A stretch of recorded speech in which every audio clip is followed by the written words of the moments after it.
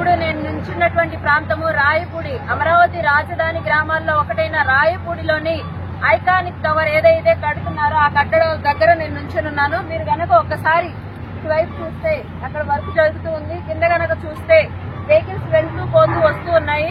అలాగే ఇటువైపు కనుక చూసుకుంటే క్రేన్స్, భారీ యంత్రాలు ఇక్కడ పని జరుగుతుంది. ఇక్కడ షిప్స్ గనక చూసుకుంటే అక్కడ వర్కర్స్ అందరూ కూడా పనిచేస్తూ ఉన్నారు. ఎక్కడా కూడా పని ఆగటం అనేది ఇక్కడ లేదు. అలాగే ఎవరైతే కోహానా మేధావులు, కొంతమంది ఫేక్ ప్రచారకర్తలు అందరూ కూడా అమరావతి మునిగిపోయింది, ఐకానిక్ టవర్ మునిగిపోయింది, ఈతలు కొట్టుకోవచ్చు అని చెప్తున్నారు. వాళ్ళందరికీ నేను ఒక్కటే సవాల్ ఇస్తున్నాను.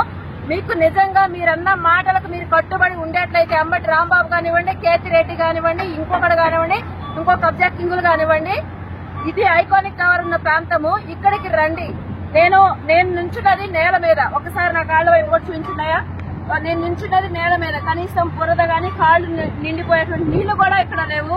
ఇటువంటి ఫేక్ ప్రచారకర్తల్ని రాష్ట్ర ప్రజలారా ఏం చేయాలి మీరే నిర్ణయించండి. ఎందుకంటే 5 సంవత్సరాల పాటు వీళ్ళ యొక్క ఫేక్ ప్రచారాలతో అమరావతి మీద విషం చిమ్మి అమరావతి నాశనం చేశారు.